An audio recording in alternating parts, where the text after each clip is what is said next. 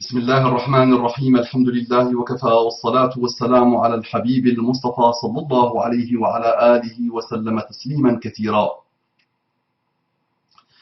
إن الله وملائكته يصلون على النبي يا أيها الذين آمنوا صلوا عليه وسلموا تسليما رب اشرح لي صدري ويسر لي أمري واحلل عقدة من لساني يفقه قولي إخواني أخواتي mes frères et sœurs, أبنائي بناتي, mes fils et mes filles, أصدقائي صديقاتي, mes amis et mes amis, أعدائي عدواتي, mes ennemis et mes ennemis, je vous aime tous en Allah. Et je vous dis Assalamu alaikum wa rahmatullahi wa barakatuh, que la paix d'Allah, subhanahu wa ta'ala, sa miséricorde et ses bénédictions soient sur vous, mes frères et sœurs, partout dans le monde.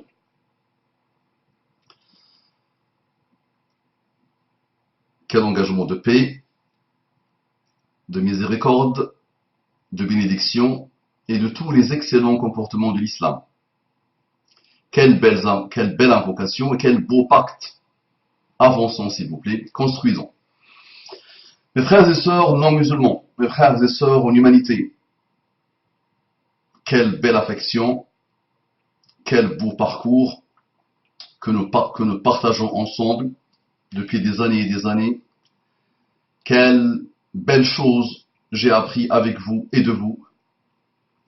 Quelle belle maturation j'ai essayé d'atteindre avec vous. Quelle belle souplesse intellectuelle et ouverture d'esprit j'ai vérifié en vivant avec vous. Je vous demande juste de vous débarrasser pendant 3 à 6 mois de tous vos a priori, de tous vos préjugés, de toutes vos idées préconçues, préfabriquées. Et je vous demande, s'il vous plaît, d'entamer une recherche sincère.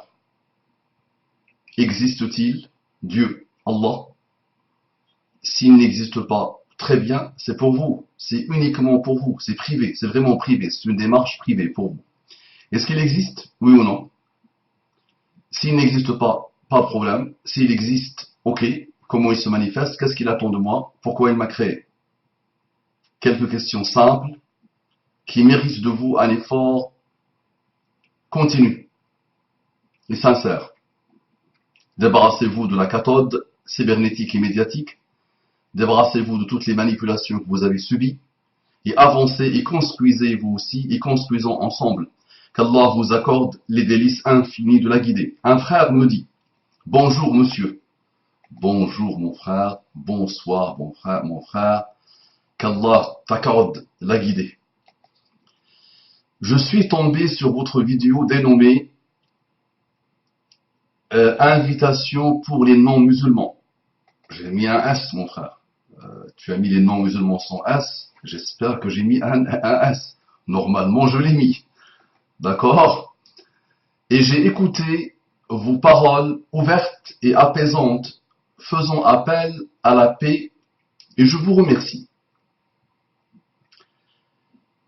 Très bien, moi aussi je te remercie du plus profond de mon cœur pour ton ouverture d'esprit, pour ta souplesse intellectuelle, et pour ta gentillesse et ta belle fraternité humaine. Cela m'arrive de voir vos vidéos, et lire et regarder ce qui est en rapport avec l'islam de temps en temps, afin de comprendre ce que les musulmans appellent, je pense à quoi les musulmans appellent, tu as voulu dire, et pourquoi il y a tant de problèmes avec votre religion. Ce n'est qu'une question de curseur, mon frère. Ce n'est qu'une question de curseur et de zoom. Il n'y a pas tant de problèmes avec la religion d'Allah. Il n'y a jamais eu de problème avec la religion d'Allah. Méfie-toi de ceux qui nous dirigent. Et méfie-toi de ceux qui jouent avec les cerveaux et avec les raisons, et avec les consciences collectives ou les inconsciences collectives. Méfie-toi de ça, mon frère, parce que si on calcule bien aujourd'hui le coût de notre religion. J'appelle coup de la religion. Si quelqu'un tue au nom d'Allah, pour Allah, vers Allah, avec Allah. Et on fait une comptabilisation sur une dizaine d'années, ou sur une quinzaine d'années, ou si tu veux même sur une centaine d'années. Tu verras que la religion d'Allah n'a pas coûté grand-chose. Maintenant, si tu fais le compte sur 1400 ans, tu verras qu'elle n'a pas coûté grand-chose par rapport à d'autres systèmes de pensée, à d'autres systèmes de religion qui tuaient vraiment en masse pour leur système de pensée, pour leur système religieux malheureux, quel qu'il soit, même le système athée. Tu sais bien que le système communiste a coûté plus de 50 millions de morts. Tu sais que pour moi, Hitler est un enfant de cœur à côté de Staline. J'ai approfondi la vie de Hitler et j'ai approfondi la vie de Staline. Hitler est un petit enfant de cœur à côté de Staline, vraiment avec une franchise pure et avec une honnêteté intellectuelle pure, je te le dis. Il faut vraiment aller voir ce que c'est que Staline pour comprendre que aïe aïe aïe Staline. Donc, depuis très longtemps, si tu as comme héros Alexandre al-Makdouni, Alexandre que vous appelez le Grand, le Macédonien, tu sais bien que c'est un héros phénoménal dont la conscience et dont l'inconscience collective des Européens, alors que plus sanguinaire que lui, tu meurs. Plus injuste que lui, tu meurs. Donc je reviens à cette phrase, attention, méfie-toi de cette phrase, ce n'est qu'une question de curseur. Aujourd'hui, depuis un certain temps, les médias mettent un curseur, braquent un curseur, zoom sur l'islam et sur les musulmans. Soyons vraiment honnêtes jusqu'au bout du bout. Je ne dis pas parce que ma religion m'impose et me recommande et me demande et m'exhorte à toujours être juste et être honnête jusqu'au bout du bout. Au moins essayer de l'être. Oui, nous avons des gamins aujourd'hui, nous avons des hommes et des femmes aujourd'hui qui commettent parfois des choses mauvaises. C'est minoritaire dans la marche du monde, c'est vraiment rien dans la marche du monde, une. Et si en plus ça n'a rien à voir avec la religion d'Allah, et je te l'expliquerai. D'accord? Ce sont des gens, même ceux qui les ont étudiés, même ceux qui font actuellement depuis un certain nombre d'années des études sociologiques sur eux, vous diront, ils te diront qu'ils n'ont rien à voir avec l'islam. Ce n'est pas une problématique d'origine islamique du tout. Il faut vraiment que tu te le gardes à l'esprit. Et tu te le gardes aussi à l'esprit. Prends-le vraiment et garde-le à l'esprit, et une fois pour toutes. Peut-être je ne te le dis pas à toi directement, parce que je sais qu'il y a une intelligence derrière. Mais je le dis à ceux qui ont divorcé avec leur intelligence et qui ne comprennent pas un peu ce qui se passe aujourd'hui dans le monde. Ils n'ont pas assez de recul pour comprendre ce qui se passe dans le monde. Le seul recul qu'ils ont, c'est la zapette le soir devant la télé et dévorer les 5-10 minutes d'informations très concentrées, ce jus de tomate concentré, malheureux, où on leur dit les musulmans ont tué par-ci, les musulmans ont fait exploser par-là, les musulmans ont tiré par-ci, par-là. D'accord? Mais on aura le temps de bien expliquer tout ça dans le restant de ton message, la suite de ton message. Cependant, cher monsieur, ça tombe comme de la rosée, comme de la bonne chose, ce mot cher monsieur. Mon frère, j'apprécie ta douceur, j'apprécie ta gentillesse et je t'en remercie du fond du cœur. Et si les gens étaient comme toi, mon frère, chez les musulmans ou chez des musulmans, et chez des non-musulmans, on avancera mieux, mon frère. Il faut que des gens comme toi se multiplient dans le monde. Cependant, cher monsieur, j'ai voulu vous écrire car bien que votre discours est plaisant, et cela fait du bien d'écouter des musulmans avec S, donc c'est toi qui oublies des S, mon frère. Donc bien d'écouter des musulmans comme vous, j'aimerais quand même savoir pourquoi le vrai islam ne serait-il pas Daesh, par exemple. Donc cependant, cher monsieur, j'ai voulu vous écrire car bien que votre discours est plaisant, mon frère, le but du discours n'est pas pour qu'il plaise ou pas. C'est pas ça le but. Donc je suis content qu'il te plaît, mais c'est pas pour te bercer, ou pour te dire oh, nous sommes très gentils, nous les musulmans, nous sommes apaisés et apaisants, nous sommes très doux, nous disons de belles paroles. C'est pas ça le but, mon frère. Il faut vraiment que tu comprennes. Et tu le comprendras, Inch'Allah. Tu finiras par le comprendre. Ça arrive très bien. Puisque tu le conçois comme ça, puisque tu le reçois comme ça, très bien, ça te plaît, alhamdoulilah. Ça donne des indications sur ton âme. Ton âme est apaisée, d'accord? Le grand parcours, la plus grande partie qu'il te faut est déjà faite par la beauté de ton âme. Par la bonté de ton âme. Maintenant, il te reste un petit effort intellectuel et spirituel à faire. D'accord? Et tu verras. Mais cette belle âme va t'aider, Inch'Allah. Donc le but, c'est pas de prendre une flûte et commencer à vous faire entendre des belles paroles ou des paroles plaisantes. C'est pas le but, mon frère. D'autres le font. Les belles paroles, c'est des millions et des millions de musiques où on vous endort. Des émissions de divertissement pour vous endormir, pour vous anesthésier à mort. D'accord? C'est pas le but, mon frère. Garde-le à l'esprit. Ça marche. Si tu le reçois comme ça, tu le conçois comme ça, parfait. Mais c'est pas le but. Cependant, cher monsieur, j'ai voulu vous écrire car bien que votre discours est plaisant et cela fait du bien d'écouter des musulmans comme vous, j'aimerais, mon frère, je ne suis pas une exception. Vraiment, garde-le à l'esprit. Je ne suis pas une exception. Pars dans n'importe quel pays musulman, prends un dictaphone, d'accord, et enregistre une khutbah de Jumu'ah, enregistre un cours en direct de la bouche d'un imam, ramène-le-moi, je te le traduirai, tu vas être étonné. Avant même de partir dans n'importe quel musulman, Arabie Saoudite compris, et Iran compris, les deux pseudo-pays où il y a la loi et la charia islamique, on peut prétendre qu'il y a la loi et la charia islamique, va dans n'importe quelle mosquée, de n'importe quelle région de France et de Navarre, mets ton dictaphone, enregistre, plus besoin d'un dictaphone, mets ton portable et enregistre, ça va t'étonner. Tu verras qu'il y a quelque chose qui se dégage d'étonnant et d'extraordinairement paisible, respectable, respectueux de l'autre, quel qu'il soit. Et avant tout, ouvre le Coran, mais on en parlera. J'aimerais quand même savoir pourquoi le vrai islam ne serait-il pas Daesh, par exemple. Donc, le vrai islam, il n'y a pas de vrai islam ou de faux islam, il y a l'islam. Il y a l'islam. Il était une fois dans l'Ouest, non.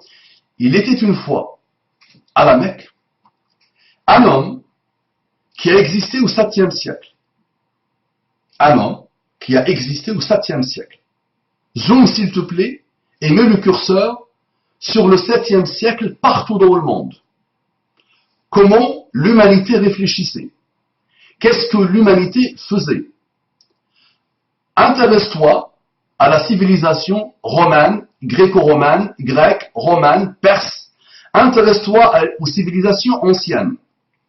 Et observe ce qui s'est passé. Intéresse-toi à la vie des philosophes, quels qu'ils soient. Tous ceux que tu connais. D'accord? Que les arabo-musulmans vous ont traduit. Sinon, vous aurez perdu définitivement la trace de cette belle, de ce très beau héritage grec. Intéresse-toi à toutes ces vies, à toutes ces cultures, à toutes ces civilisations, à tous ces systèmes de pensée. Intéresse-toi à la Bible elle-même. Ouvre les infinies Bibles qui existent aujourd'hui. Ouvre-les. Ouvre-les vraiment. Et reviens, s'il te plaît, avec le curseur au 7e siècle. Et observe. Un homme connu et reconnu par son peuple. Un homme orphelin. Il a perdu son père quand il était dans le ventre de sa mère. Il a perdu sa maman à l'âge de 4-5 ans. Ce bonhomme, cet homme, que vous appelez maladroitement Mahomet, qui s'appelle Muhammad, le loué du ciel et de la terre, et ça s'est confirmé, voici un des miracles de Muhammad sallallahu alayhi wa sallam, ça s'est confirmé tout au long de l'histoire et ça continue. Connais-tu quelqu'un? Connais-tu quelqu'un? Peux-tu me sortir quelqu'un qui est loué par le ciel et par la terre, si tu ne reconnais pas le ciel, ok. Mais par la terre, sors-moi quelqu'un qui est loué par la terre depuis 1400 ans, plus que Muhammad sallallahu alayhi wa sallam. Est-ce que tu le connais? Je te dis, il n'existe pas. Tu vas me dire le Christ. Le Christ, ouais, si on le compare à côté de Muhammad sallallahu alayhi wa sallam, je dis niyat. C'est le constat, attention, respect total pour Jésus, c'est mon prophète, Isa. Mais comprends ce que j'essaie de te dire, pousse le raisonnement à l'extrême. Si tu prends ce qui a été fait et dit et analysé, et tout ce que les musulmans aujourd'hui disent, pensent, à longueur de journée de Muhammad sallallahu alayhi wa sallam, tu verras rapidement que personne n'a eu cette chance, personne n'a eu cette ni'ma. Donc il ne veut pas l'avoir par lui-même, il y a un Dieu derrière. Donc cet homme, à l'âge de 40 ans, il vit une expérience unique que personne dans l'humanité depuis Adam jusqu'à aujourd'hui n'a pas osé dire. Cette expérience de la réception de la révélation. Vous n'avez pas de trace dans l'humanité de quelqu'un qui a reçu la révélation. Muhammad sallallahu alayhi wa sallam l'a décrit vraiment. Et on voit bien que c'est unique comme moment de l'histoire. Tu vas me dire, un tel a eu une vision. Tu vas me dire, une telle a une vision de Jésus. Arrêtez avec ça, s'il vous plaît. Arrêtez avec ça. Regardez les descriptions, d'accord? Et vous allez rapidement rire. Avec tout le respect que j'ai pour ces gens-là qui prétendent voir Jésus par-ci ou par-là. Tu sais, même Rasputin a prétendu voir Marie la Noire. Une Marie noire qui l'a sauvée de la noyade. Même Rasputin, et j'insiste bien sur mon même. D'accord? Donc arrêtez avec ça. On pourra t'aider à analyser ce moment de l'histoire où Muhammad sallallahu alayhi wa sallam explique vraiment, par ses mots, la révélation. Comment il a eu la révélation, le début de la révélation. Et à chaque fois, quand la révélation arrivait, comment lui il l'a recevue. D'accord? Donc Muhammad sallallahu alayhi wa sallam à 40 ans appelle l'humanité à un message. Prétend ou atteste qu'il a eu un message divin d'Allah. Simple, très bien. Ce message divin, moi et toi, et lui et elle, qu'est-ce qu'on fait? Comment on peut le prendre? On dit, ok, l'humanité au 7e siècle et avant, comment elle était? Qu'est-ce qui circulait à l'époque? On voit le niveau de la production littéraire, de la production tout court, quelle qu'elle soit. Et on compare. On continue pendant 1400 ans, avec toutes les œuvres, quelles qu'elles soient. Moi, je suis passionné par ça. Je sais, je prends vos écrivains, j'analyse leur vie, j'analyse ce qu'ils ont écrit. Ça demande beaucoup de temps, c'est vrai, mais c'est passionnant. C'est passionnant. On voit rapidement l'humain. On voit la limite humaine. Rapide, c'est rapide. D'accord? On voit l'errance des humains. D'accord? Mais c'est vrai qu'on n'arrive pas à voir ça dans deux messages. Le message divin de Muhammad sallallahu alayhi wa sallam, qu'on appelle le Coran, la révélation, et un autre message qui s'appelle ce qu'il a sorti, lui, de sa bouche. Et tu vois, subhanallah, même ça, ça mérite son doctorat. Je vous demande, s'il vous plaît, de faire des thèses sur ça. Comparer la parole du prophète ou la parole de ce Mahomet, je vous le demande, s'il vous plaît, faites des thèses sur ça, vous allez sauver l'humanité d'elle-même et vous allez vous sauver. Soyez sincères et sérieux dans cette recherche. Et comparez les paroles, juste les paroles. Le style des paroles, les mots choisis de la révélation coranique et de la parole du prophète Muhammad sallallahu alayhi wa sallam. Tout ça pour te dire quoi? Pour te dire que il n'y a pas un vrai ou un faux, il y a l'islam. Moi, ma référence, mon frère, elle est dans le Coran. Le livre, c'est le Coran, le Coran. Ça, c'est le livre divin pour moi. Après, j'ai un modèle qui a vécu le Coran. Un modèle qui s'appelle le prophète Muhammad sallallahu alayhi wa sallam, qui a vécu le Coran. Tu me parles de Daesh, tu me parles de n'importe quelle autre personne ou n'importe quel groupe, je te dis stop. Non, non. Maintenant, je vais t'aider. Je vais te répondre, mon frère, sachant que j'ai traité Daesh une tonne de fois. Pourquoi, pourquoi le vrai islam ne serait-il pas Daesh, par exemple? La réponse est pourquoi l'islam ne serait-il pas Daesh? L'islam, mon frère, personne ne peut l'être d'abord. Il faut que tu le gardes à l'esprit. C'est aussi une chose unique dans l'islam. Il n'y a personne qui te dit je suis l'islam. C'est vraiment très important ce que j'essaie de te dire. D'accord? C'est le très haut voltige dit de manière simple. Pour que tu comprennes bien, s'il te plaît. Personne ne dit je suis l'islam. Personne ne peut dire mon groupe est l'islam. Celui qui le dit est déjà cuit, le pauvre. A trahi le message de l'islam. D'abord, nous avons un prophète qui est venu prêcher tout ce que les prophètes ont prêché. Ashhadu an la ilaha illallah. C'est celle-là. J'atteste qu'il n'y a de divinité que Allah. C'est ça que Adam a prêché, que David a prêché, que Noé a prêché, que Jacob a prêché, que Youssef, Joseph a prêché, que Zacharia a prêché, que Muhammad sallallahu alayhi wa sallam a prêché, que Moussa a prêché, que Jésus-Christ a prêché. Tous les prophètes connus et non connus ont rappelé cela.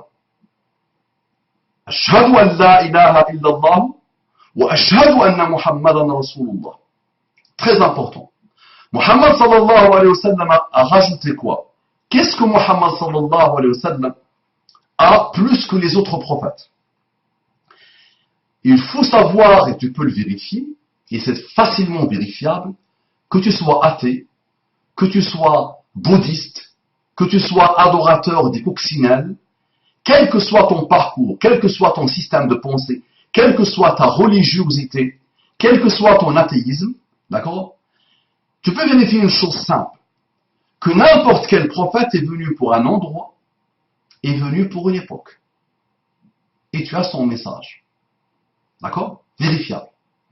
Muhammad sallallahu alayhi wa sallam, et ça se vérifie aussi, et c'est aussi une chose unique chez Muhammad sallallahu alayhi wa sallam, c'est que le message de Muhammad sallallahu alayhi wa sallam, qui n'est pas un message de lui-même, c'est le message qu'Allah a voulu pour l'humanité, mon créateur et le tien, un jour tu le sauras, a voulu que ce message soit universel. Et quand tu l'observes bien, tu verras qu'il est universel. Quand tu observeras le Coran, tu verras qu'il est universel.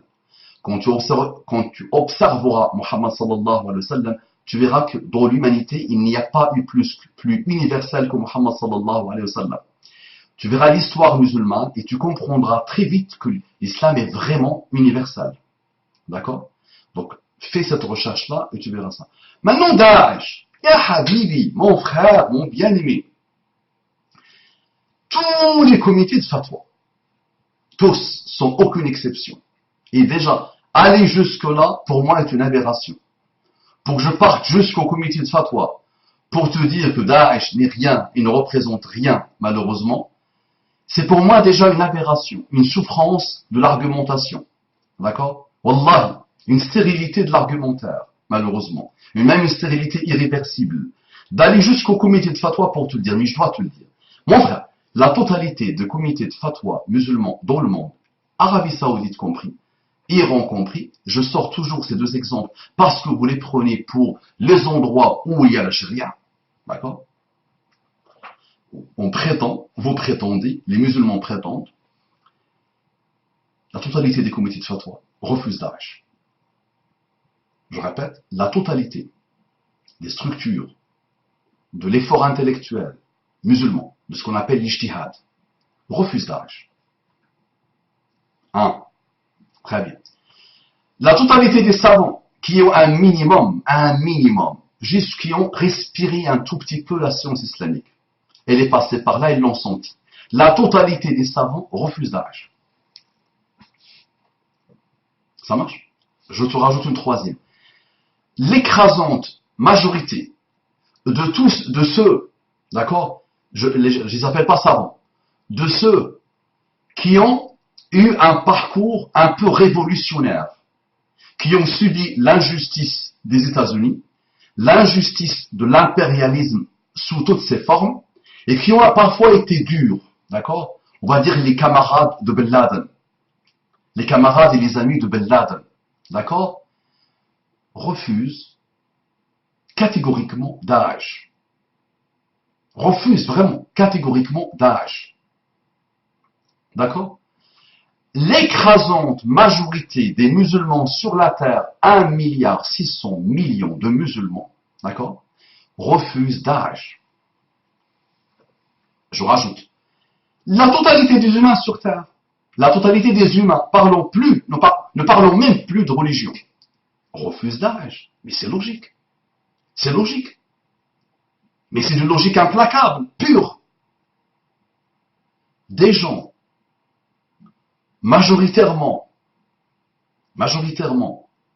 ratés de la société, qui n'ont même pas respiré l'islam, majoritairement, et dedans il y a d'anciens bassistes, d'anciens marxistes, d'anciens athées, d'anciens dictateurs, d'anciens sanguinaires, d'anciens malades mentaux, et les déchets de l'Europe, et les déchets de toute la terre. C'est qui les déchets?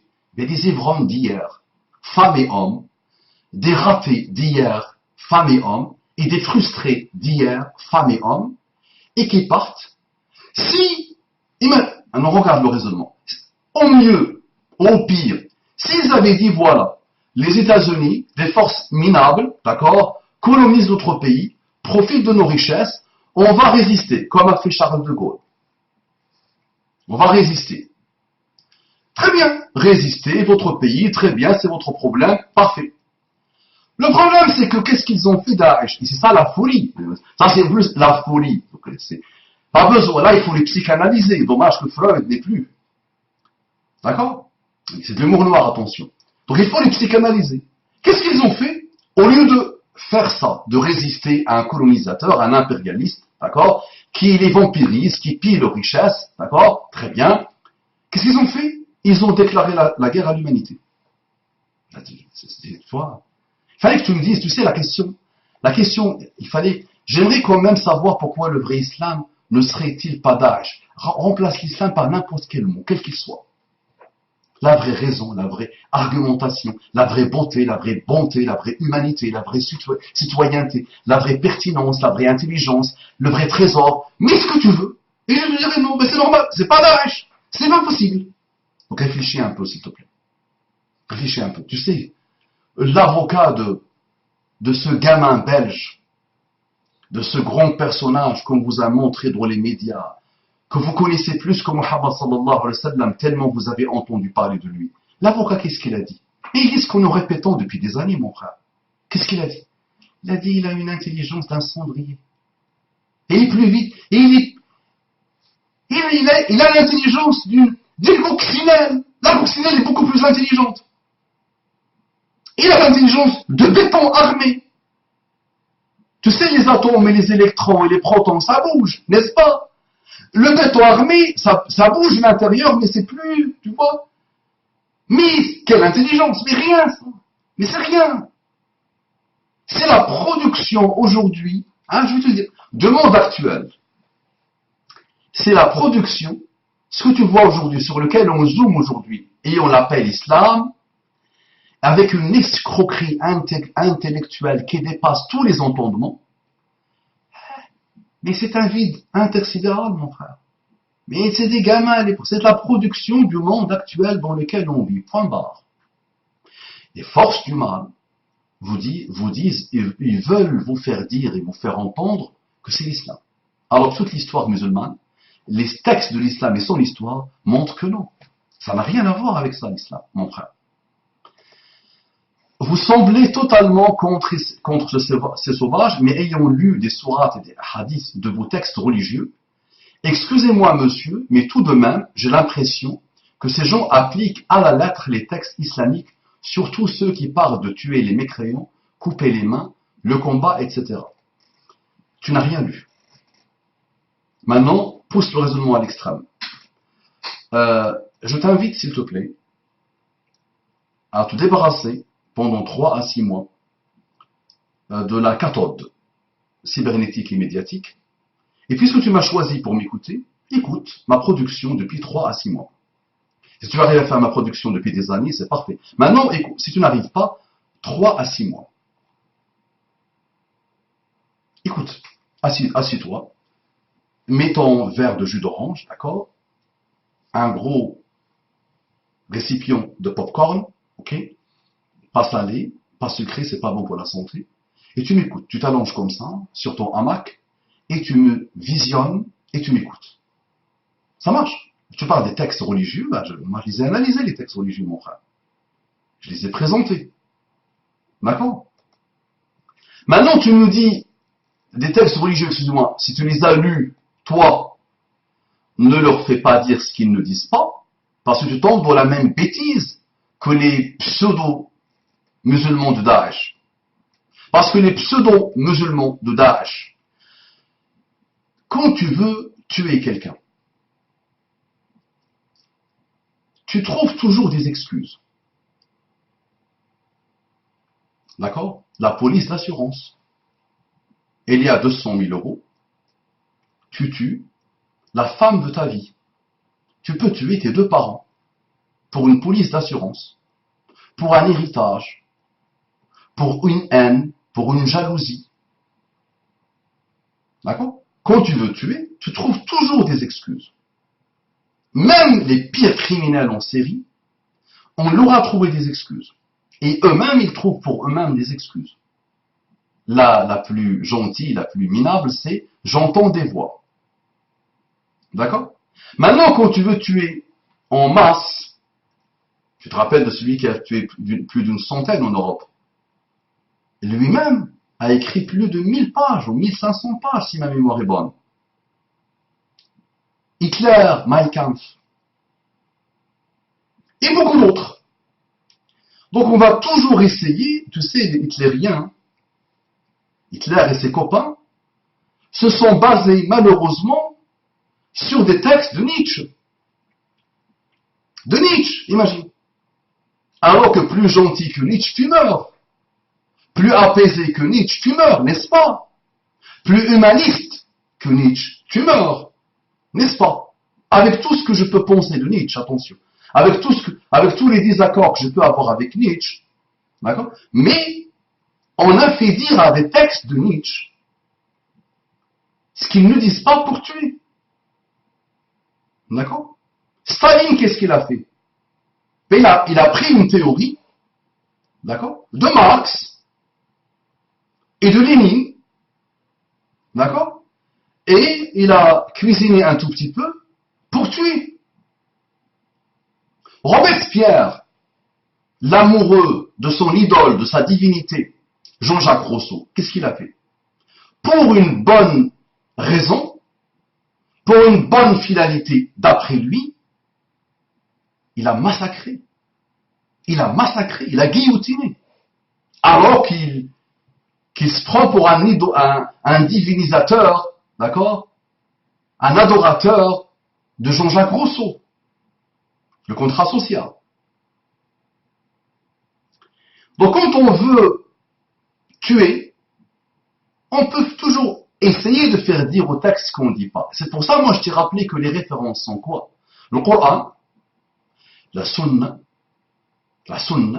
parole et acte du prophète Muhammad sallallahu alayhi wa sallam, et le travail intellectuel des savants honnêtes et sincères de notre Ummah depuis 1400 ans. Donc c'est bordé, mon frère. C'est très bordé, c'est très normé. C'est pas n'importe qui s'autoproclame représentant de l'islam, ou je vais défendre l'islam et les musulmans et tout ça. Va jouer, mon ami. Va dormir. Je te le dis pas à toi. Mais essaie de comprendre le raisonnement. Les mécréants coupent les mains. Donc, tu comprends, toi, tu prends des textes, tu n'as aucun recul sur les textes. Tu sors un texte d'un contexte. Tu sors un texte et tu oublies l'avant et tu oublies l'après. Et tu n'as pas les outils nécessaires pour le comprendre, le texte en plus. Et tu prends une traduction d'un texte que tu ne peux pas comprendre parce que toi, ton référentiel intellectuel, d'accord, tes perceptions, d'accord, ton idéologie, ton endoctrinement et autres. Donc il faut prendre du recul, mon frère, pour que tu puisses comprendre ces textes. Maintenant, n'importe quel musulman, là on parle des musulmans, on ne parle pas de quelqu'un comme toi, qui n'a pas encore les outils nécessaires pour comprendre, et qui ne s'est pas débarrassé de ses a priori, et de ses préjugés, et de ses idées préconçues. Mais tu prends n'importe quel musulman, moi. Toi, tu as eu la chance de grandir dans la quatrième puissance mondiale. Un pays extraordinairement puissant. Une référence au niveau de la culture, au niveau de la littérature. Ma belle France. Toi, tu as eu cette énorme chance de grandir dans ce milieu-là. Oui. Moi, mon frère, j'ai grandi dans un endroit, d'accord, qui peut nous rappeler les villages de l'époque de Moïse. D'accord? Donc moi, je suis arriéré par rapport à toi. Toute ma vie, tout ce que j'ai vécu, tout ce que j'ai vu jusqu'à mon arrivée en France, c'est un village du temps de Moïse. D'accord? Donc je peux être délabré intellectuellement. Je peux être très limité intellectuellement par rapport à toi, par rapport à l'endroit dans lequel tu as grandi, par rapport à cette conscience collective très intelligente, très raffinée de la France. Mais moi, je te dis, un petit imbécile comme moi, un petit crétin, comme disait l'autre, comme moi, n'a pas vu tout ce que tu as vu, ou tout ce que les Dawa'ish ont vu dans le texte. Et je te dis, 100% de mon village n'ont pas vu ça. Et 100% de mon pays, et de mes pays, j'en ai plusieurs, n'ont pas vu ce que les Dawa'ish ont vu. Donc, les Dawa'ish, vous avez tendance à oublier qu'il y a eu un créateur des Dawa'ish. Les États-Unis ont voulu installer la démocratie, sauver l'Irak. Ils ont voulu installer la démocratie en Irak. Non, vous oubliez ça, les amis. Pourquoi le curseur n'est pas mis sur ça? Toute l'histoire de l'Irak, finalement, vient d'une chose simple.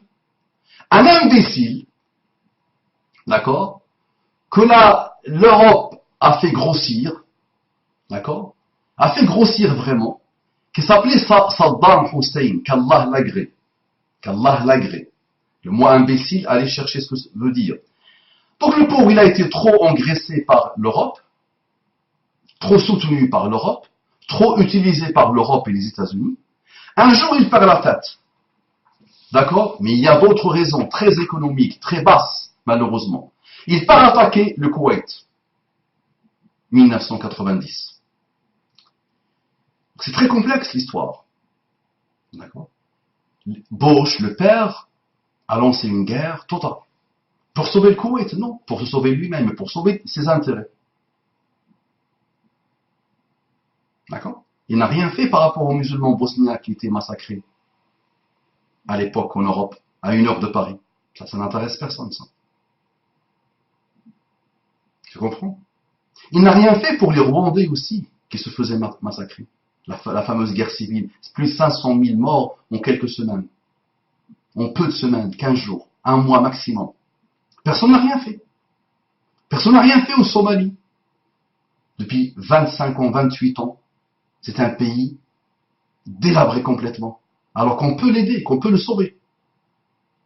Tu comprends? Donc, l'histoire de Daesh commence à ce moment-là. Et on n'a pas cessé de le dire et de le rappeler. Et on savait que ça allait venir. On savait, mon frère. N'importe quelle personne douée d'un minimum de raison savait que quoi? La fameuse loi de la physique. La pression provoque l'explosion. La pression provoque l'explosion.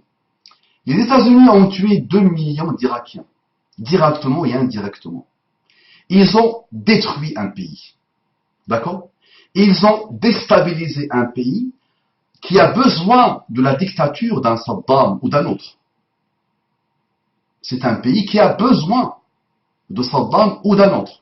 Saddam était une chance, malheureusement, pour ce type de pays. Il faut qu'on le dise. D'accord? D'accord? Et ce sont des pays non mûrs, et non matures. Il y a encore un travail à faire. Ils sont tous loin de l'islam. Tous les pays que tu vois aujourd'hui, dits musulmans, je te le dis, moi, musulman, je dis, ils sont tous loin de l'islam. Son strict minimum, ils sont loin. D'accord? Donc, ça produit Daesh à toi d'étudier honnêtement et de commencer à dire, comme disait Zola, j'accuse. Ou les indignés. Indignez-vous, comme disait celui qui vient de mourir. J'accuse quoi? J'accuse une force phénoménale qui gère les médias, qui nous manipule, nous, les Français, qui nous manipule, nous, les Belges, qui nous manipule, nous, les Canadiens, qui nous manipule, nous, les humains, partout dans le monde. Tu dois commencer à accuser. Réveillez-vous, les amis. Réveillez-vous, Wallahi, vous êtes indignes de votre révolution. Vous êtes indignes de belles valeurs de la France. Je te dis, avec honnêteté, attention. C'est ton pays de naissance, c'est mon pays du cœur. D'accord? Donc il faut vraiment, à un moment donné, vous réveiller et dire attention, il y a un problème. Il y a un problème. Vous mettez le curseur pour des intérêts très sombres, très noirs, alors que le curseur doit être mis sur ça, sur ce type d'injustice. En profondeur. Mais non, l'imam, les États-Unis. Les États-Unis.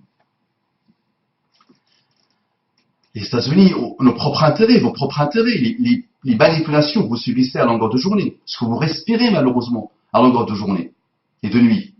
J'ai cru comprendre qu'il était important pour les croyants musulmans d'avoir un calife. Pourquoi le califat d'Abu Bakr al-Baghdadi ne serait pas légitime? Habibi, tu as cru comprendre, parfait, c'est bien que tu as employé cette manière de faire. Le mot khalifa, ce mot lui-même, est-ce qu'il est d'origine divine? Est-ce qu'Allah nous a demandé d'avoir un khalifa? Allah a choisi le mot dans un contexte particulier, dans le Coran. وَإِذْ قَالَ رَبُّكَ لِلْمَلَائِكَةِ إِنِّي جَاعِلٌ فِي الْأَرْضِ خَلِيفَةً. Et quand ton Seigneur a dit aux anges, je vais mettre un khalifa sur terre. Pour Adam, pour notre grand-père, pour notre père. D'accord? Ya Habibi, ce mot-là, cette notion-là, ce concept-là, d'accord, fait l'objet d'une tonne d'écriture chez les musulmans. Il a fait l'objet d'une tonne de paroles et de textes et de rivières d'encre. Ce concept-là, est-ce qu'il est vraiment conceptualisé pour les musulmans de penser ou de rêver ou d'imaginer un khilafa mondial? Un. Deux, est-ce que dans l'histoire des musulmans, il y a eu un khilafa pour dire un calife mondial? Deux, non. Non. Trois, est-ce qu'il y a eu un modèle de califat? Un modèle précis, une méthodologie précise, une manière de le poser précise, ou de le choisir précise? Non. Dans l'histoire des musulmans, d'accord, il y a eu parfois 3 ou 4 califes en même temps. Et tous n'ont rien à voir avec le strict minimum de l'islam. Ils ont eu le pouvoir par les armes, d'accord, et pour leur propre intérêt et pour leur pouvoir. Les musulmans, ce sont des humains. Leur message est parfait, c'est vrai, mais les musulmans sont des humains qui subissent tout ce que les humains subissent. Et qui ont les mêmes armes que des humains. D'accord? Donc va étudier, mon frère, s'il te plaît. Maintenant, que n'importe quelle communauté, que n'importe quelle structure cherche des dirigeants, des leaders, un leadership qui a un minimum de valeur, bah c'est ce qu'on cherche tous. Toi le premier. Tu vois le gag Hollande, tu as vu le gag Sarkozy, tu vois le manque de respect pour la fonction présidentielle. Tu attends quand même quelque chose de tes dirigeants. Donc chaque communauté, depuis la création de Adam, chaque structure, chaque entreprise, chaque société, chaque groupement d'hommes et de femmes ont besoin d'une gouvernance. C'est logique. Et cette gouvernance, depuis l'aube de l'humanité, on a toujours rêvé, on a toujours espéré, d'accord, qu'elle soit au minimum juste. L'histoire humaine prouve autre chose, mais nous avons toujours rêvé, tous les humains ont espéré et rêvé que leurs dirigeants, ils ne peuvent pas vivre sans une direction et une gouvernance, d'accord? Et n'importe quelle structure, même la structure familiale, a besoin d'une gouvernance, d'accord? Juste, qu'elle soit au minimum juste. Ça marche. J'ai cru comprendre qu'il était important pour les croyants musulmans d'avoir un calife. Ah, pourquoi le calife d'Abu Bakr al-Baghdadi ne serait pas légitime? Donc je reviens encore. La totalité des comités de fatwa l'ont refusé. Enfin, bah, la totalité des savants musulmans l'ont refusé. La totalité de la Ummah musulmane l'a refusé. Je veux dire, tu as oublié de faire sauf. Cette fois-ci, tu as généralisé. Oui, le fait de généraliser, je l'ai toujours dit, est un signe d'aveuglement. Il faut être aveuglé pour dire que tout est... Non. Donc je ne suis pas un aveuglé. Je te dis, il y a une petite infime minorité de ceux que nous avons décrits tout à l'heure, au tout début, les petits dawarish. D'accord? Ils ont pensé qu'il y a quelqu'un qui se cache dans un trou comme un rat, au pire qu'un rat, et leur calife. Point barre. Alors calife. Moi, dès le premier jour, j'ai dit que le gamin n'est pas mon calife. Ce monsieur ne peut pas me représenter. Je n'ai rien à voir avec lui. Je ne peux que lui faire des invocations pour qu'Allah le guide et lui pardonne. J'aurais pu le soutenir si il avait combattu, résisté à un impérialiste et à un colonialiste, tout en respectant les valeurs de l'islam et la justice et la paix islamique. Je l'aurais, oui, soutenu comme tu as soutenu Charles de Gaulle, qui est une divinité pour vous. Mais un monsieur qui, il n'y avait plus de guerre, les États-Unis avaient quitté l'Irak, il s'autoproclame calife, il cherche la guerre avec toute l'humanité. Moi, je te dis, le minimum, la moindre des choses à faire avec lui, c'est de l'interner dans un asile psychiatrique. C'est la folie. Il est une insulte pour Allah. Abu Bakr al-Baghdadi est une insulte pour Allah. Abu Bakr al-Baghdadi est une insulte pour Muhammad sallallahu alayhi wa sallam. Ce personnage est une insulte pour le Coran.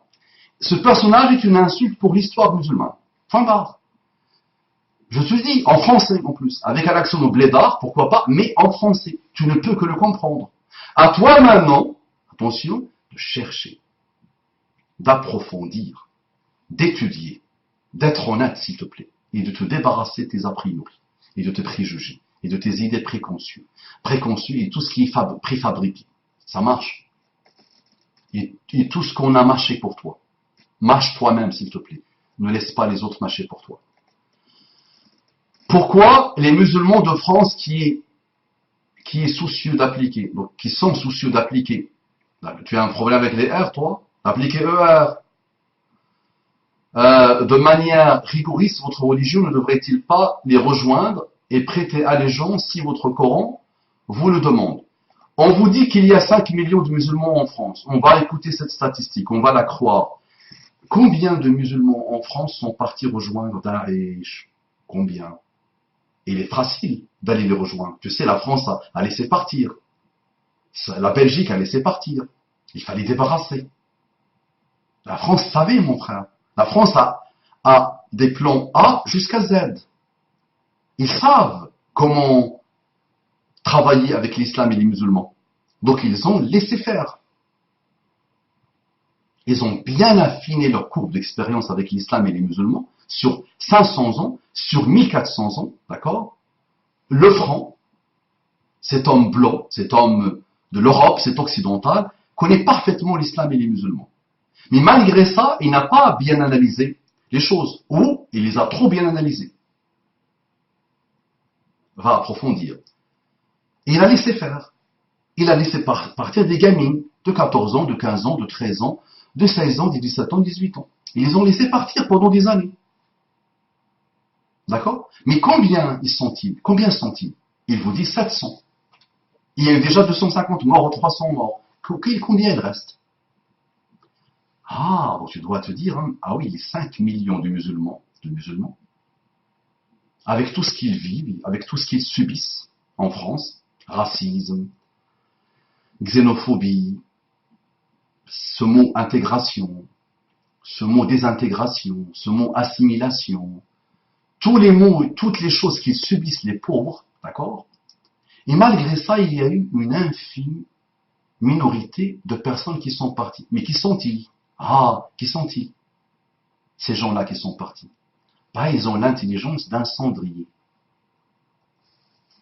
Majoritairement, ils ont l'intelligence d'un cendrier, tu le sais. Moi, ça, je le répète depuis très longtemps, ça. Et n'importe quel musulman sensé le dit depuis très longtemps. N'importe quel humain sensé le voit. Tu n'as qu'à t'asseoir avec eux dans les beaux lieux, moi qui les a pratiqués, ces gamins-là, ces jeunes-là, et tu verras le niveau de décadence, le niveau d'ignorance totale. Pas que de l'islam, de tout. Et vraiment de tout. C'est le produit des systèmes occidentaux ou de cette nouvelle mondialisation qui a régné dans le monde, malheureusement. Et que toi et moi, nous devons combattre. Ce moule-là, qui veut mouler les gens dans le consumérisme jusqu'à l'infini, de la nouvelle divinité qui s'appelle la surconsommation et le divertissement à outrance, d'accord? Et l'inculture à outrance, hein? Nous devons le combattre, toi et moi. Donc ça a produit ces gens que tu vois, et qui sont partis, et qui aujourd'hui veulent revenir. Maintenant, la France vous dit, et l'Europe vous dit, on les a laissés partir. On savait que parmi eux, il y a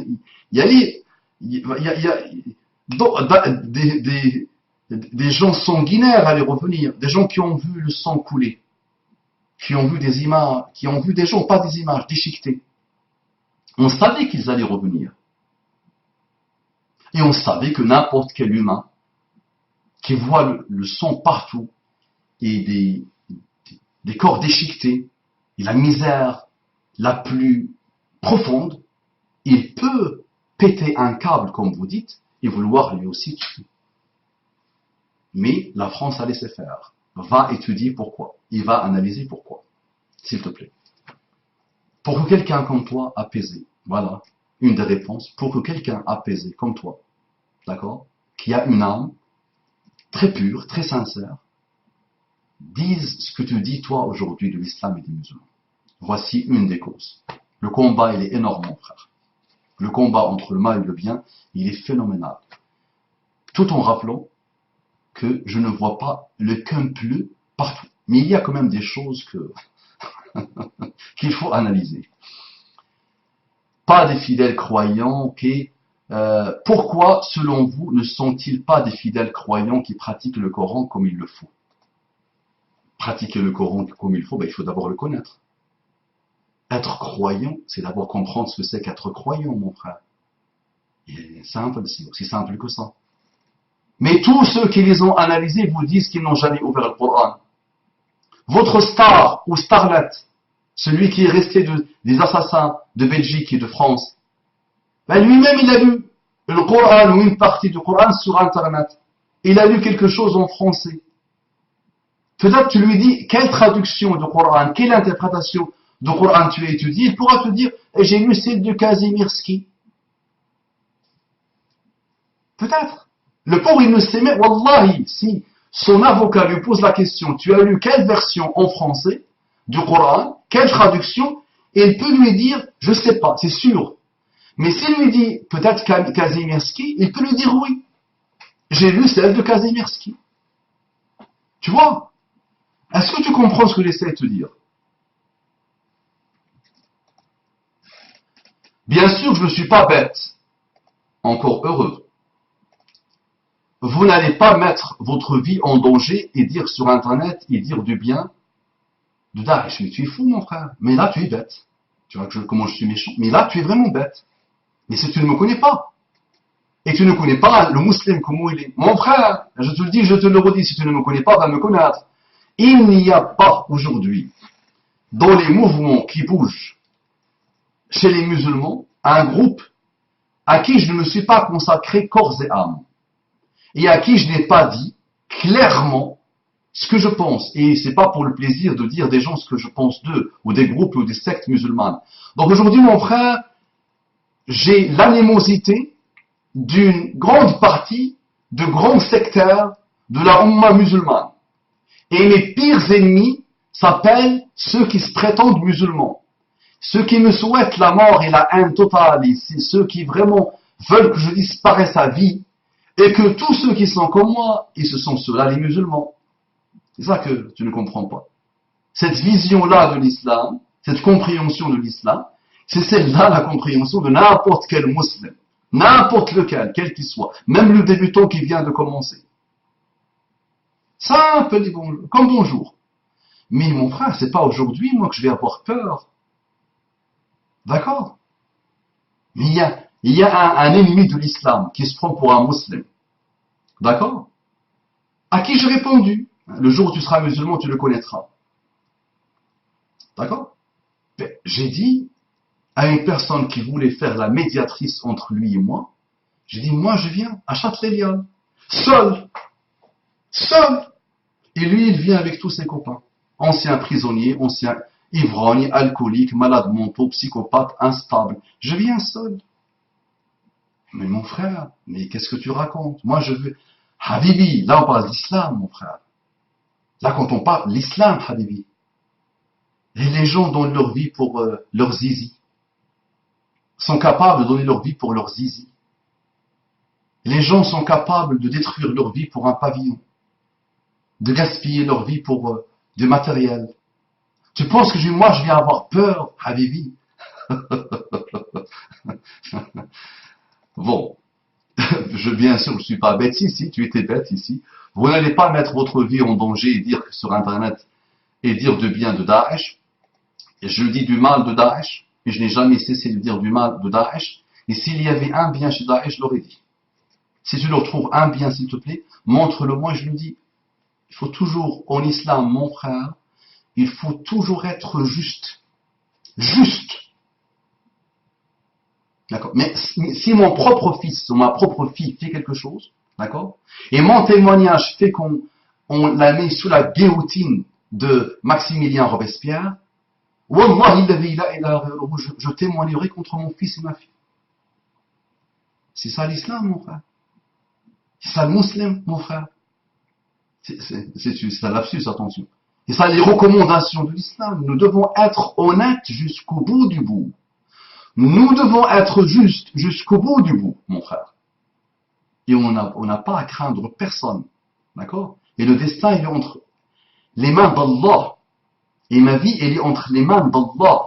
Avant même la création de l'univers, Allah a décrété que j'allais naître à telle époque, de tels parents, et que j'allais vivre tel nombre d'années, et que j'allais bouger, même si jamais, au grand jamais, mes parents et mes arrière-grands-parents, et moi-même, avaient pensé qu'un jour j'allais venir en France. D'accord? Tout ça a été décidé par Allah avant même la création de l'univers. Avec tout ce qu'il contient. D'accord. Je suis tombé sur un personnage qui fait comme vous sur YouTube en parlant d'islam. Cette personne vous traite de vendu de l'État et que tous ces imams de France sont payés par l'État. Qu'avez-vous à répondre sur cela? Donc tu as compris. Dans ta question, il y a la réponse. D'accord? Dans ta question, il y a la réponse. Quoi que tu fasses avec les humains, d'accord? Malheureusement, ils verront le mal. Oui, il y a des gens très instables, très frustrés, très atteints, qui ne connaissent rien de l'islam, qui sont très ignorants, les pauvres, d'accord? Qui ont même oublié de se convertir à l'islam, qui ont pensé peut-être qu'ils se sont convertis à l'islam, et qui passent leur temps à insulter les imams, les prédicateurs, les réformateurs, de tous bords. Ça existe chez les musulmans, ça existe chez les chrétiens, ça existe chez les juifs, ça existe chez les bouddhistes, ça c'est l'humain dans sa bassesse. Un musulman ou une personne qui voudrait se convertir, pourquoi devrait-il croire votre interprétation de l'islam et pas Daesh? Il n'y a pas mon interprétation de l'islam et il n'y a pas l'interprétation de Daesh. Daesh, il faut que tu le comprennes une fois pour toutes, s'il te plaît, est un groupe qui a été créé dans des conditions de guerre civile qui durent depuis 1990. Un pays habitué depuis des années et des années et des années, peut-être même depuis des siècles, sûrement depuis des siècles, au despotisme, tu ne peux pas lui envoyer des armées, d'accord, et lui dire je vais installer la démocratie chez toi. Tu le déstabilises à mort. Le restant de Saddam, les bassistes, souvent athées, souvent non musulmans, d'accord, se sont rejoints, se sont fédérés avec d'autres groupes, avec d'autres enjeux, d'accord, et ils se sont autoproclamés État islamique. Point barre. Ça est une insulte à Allah, à la religion d'Allah, au prophète d'Allah, au prophète avec S d'Allah et à l'histoire musulmane. Point barre. Tu veux le comprendre. Très bien, tu ne veux pas le comprendre, c'est ton problème. Tu n'es pas encore mûr et mature pour le comprendre. Point barre. D'accord. Celui qui veut se convertir à l'islam, sa référence, il doit le garder à l'esprit, s'appelle le Coran et la vie de Muhammad sallallahu alayhi wa sallam. Garde-le à l'esprit. Celui qui veut se convertir à l'islam, il a le Coran, il a la vie de Muhammad sallallahu alayhi wa sallam. Il a des océans d'écrits qui expliquent le Coran et la vie de Muhammad sallallahu alayhi wa sallam. Il doit d'abord s'intéresser à ça. Avant même, il n'a pas besoin de quelqu'un pour ouvrir son cœur à l'islam. Il suffit qu'il ouvre quelque chose qui vaut ce qu'il vaut, qui vaut ce qu'elle vaut, mais qui peut aider un débutant. Il ouvre le Coran. Tu vois, moi, je m'intéresse à Proust. Tu vois, je lis Proust. J'approfondis Proust. J'analyse les critiques de Proust. Je passe mon temps des nuits blanches sur Proust. Et je peux te donner plusieurs avis, plusieurs analyses de Proust, de ce personnage. Très intéressant. D'accord? Et beaucoup d'autres personnages très intéressants. Ok? Et beaucoup de systèmes de pensée très très intéressants. Et je peux passer ma vie à te parler de tout ça. Quand tu veux t'intéresser à Karl Marx, tu ouvres les livres de Karl Marx. Et tu étudies la vie de Karl Marx. Et tu vois le devenir de la théorie de Karl Marx. Si Karl Marx lui-même vient aujourd'hui, il se tire un missile dans le cœur quand il voit tout ce qui s'est passé. D'accord? Quand Nietzsche arrivera, ou si Nietzsche a été là, pauvre, il y a une crise cardiaque. Il a fini les 10 ans de sa vie fou, furieux, hébété. D'accord? Entièrement fou, de 46 ans à 56 ans, l'âge de sa mort.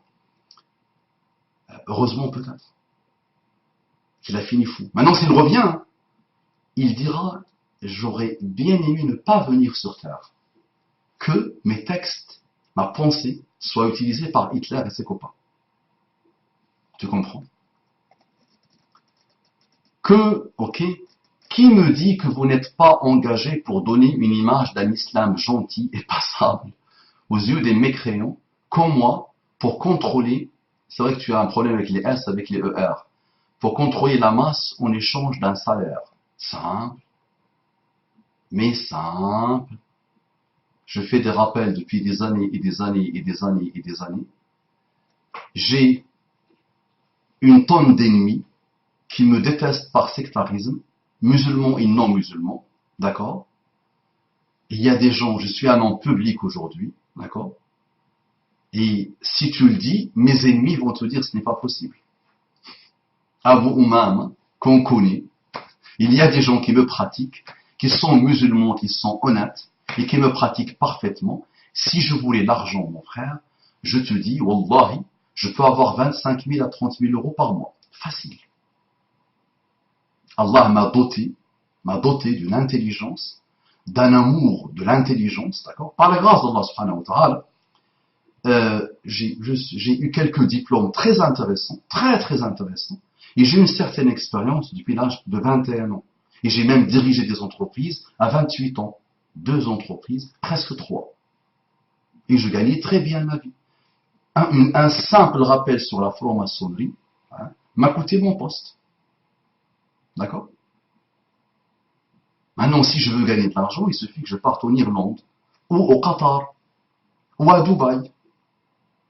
D'accord? Donc, mon ami, et je te dis une chose, je te dis, va dans n'importe quelle mosquée, joue l'espion toi-même, avec n'importe quel imam, n'importe quel président de mosquée, n'importe quel groupe de mosquée, ceux qui prient le matin, attention, ceux qui prient la prière du matin, va les surveiller et écoute ce qu'ils racontent. Tu verras qu'ils vont t'étonner. Ce sont des gens exemplaires, même quand ils sont débutants, parce qu'ils savent ce que c'est que le message de l'islam. D'accord? L'islam me fait peur, monsieur, mais je vous respecte. Le curseur qu'on t'a montré de l'islam, les zooms qu'on t'a montré de l'islam te font peur, et je te comprends. J'ai déjà traité plusieurs fois ça. Et je te rappelle une chose aussi qui peut t'étonner. Si tu ne l'as pas encore vu, je t'invite à aller la voir. Tu sais, mon frère, il y a des gens qui m'énervent beaucoup. D'accord? Et à partir du moment où j'attaque un de leurs sectarismes, une partie de leur orgueil, ils finissent par devenir mes pires ennemis. Et en général, ce sont des musulmans. Un jour, j'ai dit, quand on a tué les journalistes, et c'était pas que des journalistes, de Charlie Hebdo, j'ai dit que si j'étais là, je vois quelqu'un vouloir tuer des innocents, quels qu'ils soient. Il y a eu des innocents qui sont morts, journalistes ou pas, c'était des innocents, quoi qu'on dise sur eux. Quoi qu'on dise, quels que soient les désaccords qu'on peut avoir avec eux. Personnellement, mon frère, je ne suis pas un lâche. Ça ne me caractérise pas. Donc moi, j'ai dit ce jour-là, et je le redis, maintenant plus d'une année après, je le redis et je l'assume, et je sais pourquoi je le dis, d'accord? Personnellement, j'aurais fait mon maximum, d'accord? Et j'aurais peut-être perdu ma vie à ce moment-là, pour essayer d'empêcher cet assassin, ou ces deux assassins, de tuer. Je me demande, moi, s'il n'y a pas la lâcheté, qu'est-ce qui empêche n'importe quel être humain, musulman ou pas, athée ou pas, bouddhiste ou pas, juif ou pas, chrétien ou pas, mais ce que tu veux, je me demanderai toute ma vie, et je me poserai la question, qu'est-ce qui peut empêcher quelqu'un d'essayer de sauver des gens qui se font assassiner, à part la lâcheté. Ce n'est que la lâcheté. Et moi, mon frère, je ne suis pas lâche. C'est vrai, ça, je ne peux pas le supporter. D'accord? Ça, j'ai jamais supporté, je ne veux pas le supporter. D'accord? Moi, dans un métro, je vois quelqu'un menacer une femme, menacer un homme, ou prendre un couteau, ou faire le mal. Mon frère, je ne peux pas laisser faire. Je te le dis franchement. J'ai déjà été, je me suis déjà mis, interposé entre un homme avec un revolver et un gamin de banlieue, de 16 ans. Je me suis mis, imagine, l'homme était très énervé, donc à n'importe quel moment, il aurait pu tirer. J'étais à Châtelet-Léal l'autre jour, j'arrivais pas à comprendre, ça me dépassait, mon frère. Je vois deux gros gaillards, très forts, noirs, qui se donnaient des coups, pour rien en plus. J'ai vu la scène au début, c'était rien. Ils se sont donné des coups, on a vu le sang gicler.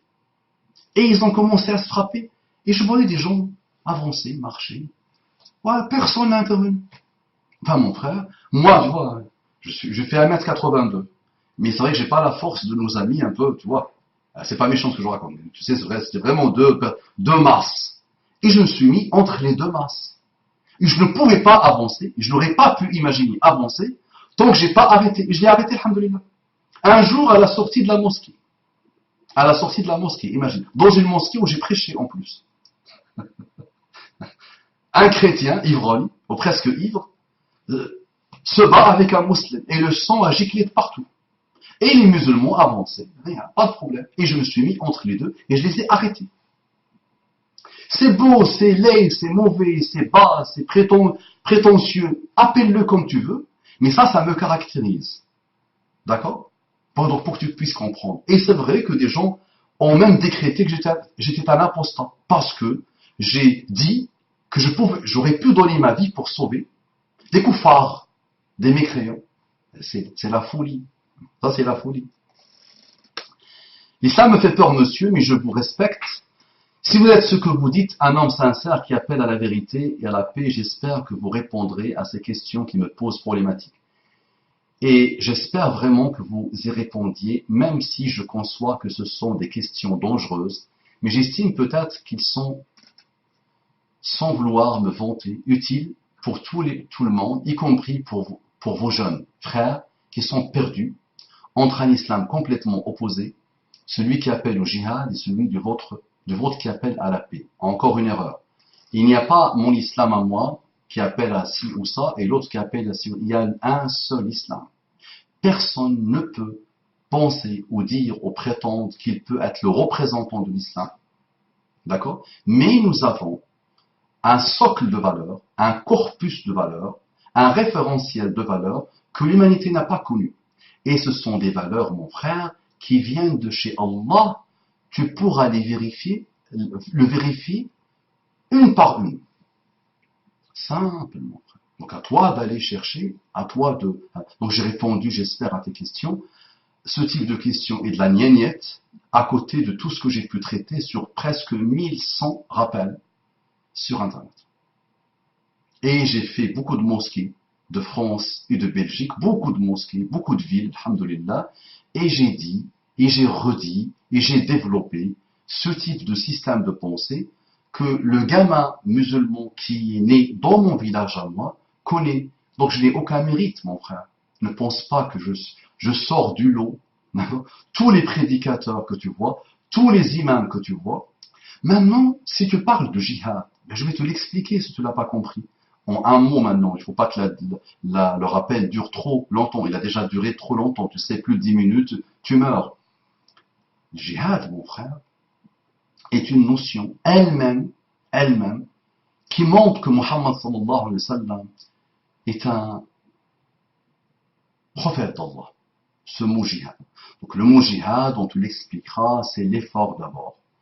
C'est cet effort régulier que nous menons toute notre vie contre nous-mêmes, contre notre ego, contre nos orgueils, contre notre vanité, contre nos passions. D'accord? Il y a aussi un autre djihad qui est le djihad, le combat.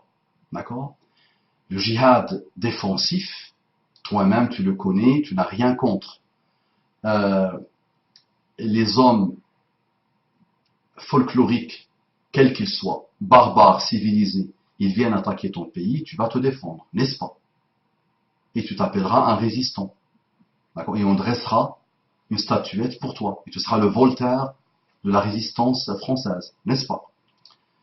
Donc ça, c'est le djihad défensif. Dans les pays musulmans, il y a ce type de djihad. Il y a un autre djihad. Il y a eu dans l'histoire musulmane un autre type de djihad. D'accord? Ce type de djihad, il disait quoi? J'ai un message à transmettre. Et l'époque était autre. Et le contexte était autre. Garde-le à l'esprit. Sinon, étudie l'histoire humaine. Il est très intéressant pour que tu comprennes. Ce mot djihad qui a existé, imagine, à cette époque-là, très ancienne maintenant, qui date déjà de 800 ans, 900 ans, 1000 ans, 1100 ans, 1200 ans. Et il y a eu des djihads aussi qui datent d'il y a 400 ans, 500 ans, à peu près. Il faut que tu lises aussi ton histoire avec le Maghreb, le Grand Maghreb. J'ai un message à transmettre, qui est le salut pour l'humanité. C'est pas Mustafa, c'est le musulman, il a un message à transmettre pour sauver l'humanité. Il ne fait que le transmettre en disant, gardez votre religion si vous voulez, j'ai la mienne, vous avez la vôtre. Aucune contrainte en religion, et surtout, j'ai ma religion et vous avez la vôtre. Imagine maintenant qu'un dirigeant d'un pays empêche le musulman de transmettre ce message. D'accord? Ah, c'était à l'époque, attention, je ne parle pas d'aujourd'hui. Aujourd'hui, tout est clair. Le monde est ouvert aujourd'hui. C'est l'une des meilleures époques pour l'islam, c'est celle-là. D'accord? C'est vraiment l'une des meilleures époques pour l'islam et les musulmans, c'est celle-là. Vaut mieux dire pour l'islam et les musulmans. Ok. À l'époque, mon frère, il faut que tu étudies l'histoire, les gouvernances n'étaient pas ce qu'on voit aujourd'hui, n'étaient pas cette évolution mondiale et humaine qu'on a eue aujourd'hui. À l'époque, tu es fort ou tu es faible. Tu es faible, tu es dévoré, on te mange. Tu es tranquille, tu ne déranges personne. Les papes d'ici, mobilisés, des armées entières en leur disant c'est le paradis d'aller tuer des musulmans, d'aller tuer les Sarrasins. Et à l'époque, voilà, c'était ce type d'époque. D'accord? Parfois aussi, il y a eu des peuples qui ont appelé les musulmans, ils auront dit voilà, nous sommes colonisés depuis des siècles par des injustes, par des barbares, sauvez-nous. Ce qui est extraordinaire chez le musulman, c'est que le musulman de l'époque, il pouvait sacrifier sa famille, sacrifier sa vie, sacrifier tout pour aller transmettre le message d'Allah et peut-être mourir. Ou pour aller sauver un peuple et donner sa vie et mourir. Ça mérite une méditation profonde. D'accord? Assalamu alaikum wa rahmatullahi wa barakatuh, les musulmans. Bonjour, bonsoir, bon appétit, et non musulmans.